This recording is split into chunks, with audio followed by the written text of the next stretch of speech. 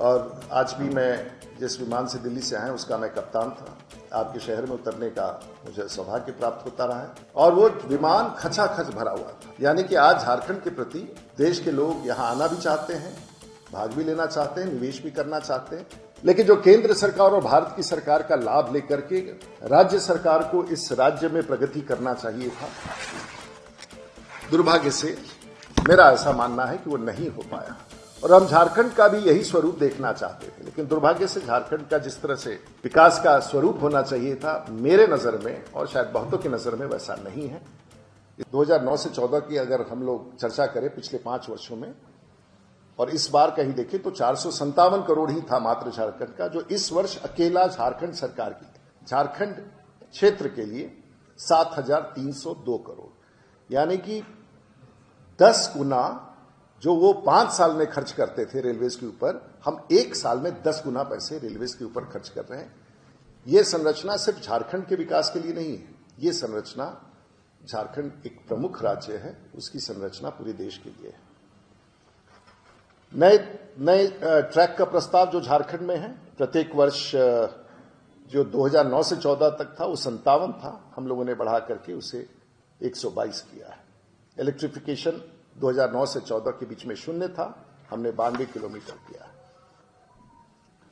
2014 से झारखंड में 436 rail flyovers और आरओबीज का निर्माण किया गया और लगभग अक्टूबर 2024 को 83,000 करोड़ के हजारीबाग, झारखंड इत्यादि के स्थानों पर हुआ है। आरसीएस उड़ान में 2 नए एयरपोर्ट देवघर का हुआ है, जमशेदपुर का भी निर्माण का कार्य प्रारंभ होने की संभावना है और आरसीएस के तहत 8।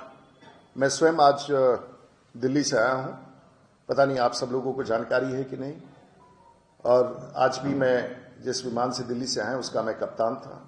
आपके शहर में उतरने का मुझे सौभाग्य प्राप्त होता रहा है और वो विमान खचाखच भरा हुआ था। यानी कि आज झारखंड के प्रति देश के लोग यहाँ आना भी चाहते हैं, भाग भी लेना चाहते हैं, निवेश भी करना चाहते हैं। जिस तरह से आपका विमान खचाखच भरा रहता है तो आगे गुंजाइश है, पटना से भी लगाव है, बाकी स्थानों से भी है और इसका विस्तार समय समय पर होगा। झारखंड में 30/6/2025 तक 3,633 किलोमीटर राष्ट्रीय उच्च पथों का निर्माण हुआ। स्वदेश दर्शन में लगभग 30 करोड़ और ये संरचना एजुकेशन इंफ्रास्ट्रक्चर में 85 नए केंद्रीय विद्यालयों की स्थापना की गई। हेल्थ केयर में देवघर में एम्स की स्थापना और कई सारी योजनाओं के बारे में अंकित है। सोशल वेलफेयर, ट्राइबलों के प्रति और जनजातीय समूह के प्रति विशेष रूप से भारत की सरकार का लगाव है। शहरी विकास बहुत बड़ी चुनौती है और जब मैं ऊपर से आसमान से देख रहा तो मुझे आज भी लगा कि रांची के साथ बहुत बड़ी चुनौती है, जमशेदपुर के साथ, धनबाद के साथ, और व्यवस्थित विकसित शहरी क्षेत्र के निर्माण के लिए, चाहे वो अर्बन क्षेत्र हो, नई सिटी का निर्माण हो, नया एयरपोर्ट हो, नए ग्रीनफील्ड एयरपोर्ट्स हो, मेट्रो रेल्स हो, ये सब भारत सरकार की कल्पना में है। मैं राजनीतिक रूप से उस पर टिप्पणी नहीं करना चाहूंगा, लेकिन मुझे कहीं ना कहीं एहसास होता है और मुझे दुख के साथ एहसास होता है।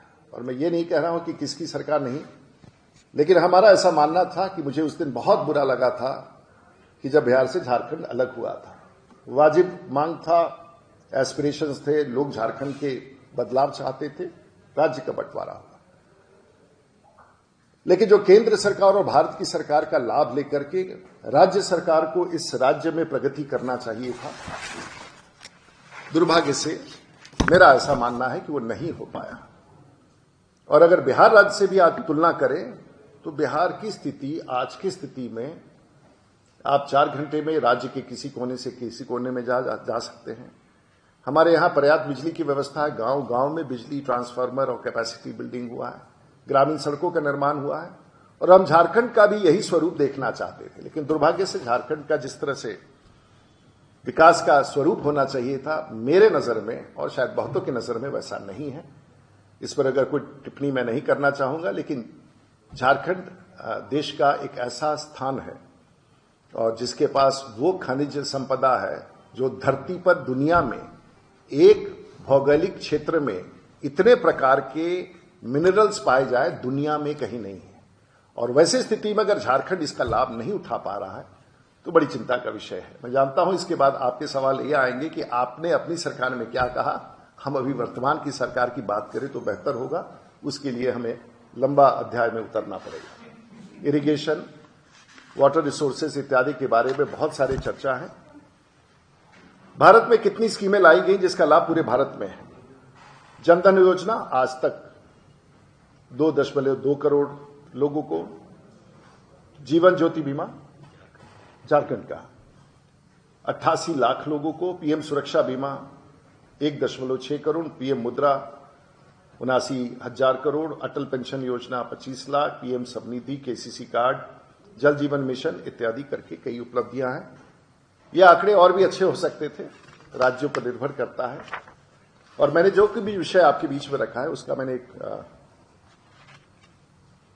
मैंने एक प्रेस रिलीज भी बना दिया है ताकि आप सबको लिखने में, और जो बिल्कुल कोई कुछ नहीं लिख रहे हैं उनके लिए तो विशेष रूप से हमने लिख करके दे दिया है ताकि आप उसको कट एंड पेस्ट कर सकें। प्रभातखबर.com, विश्वास वही, रफ्तार नहीं।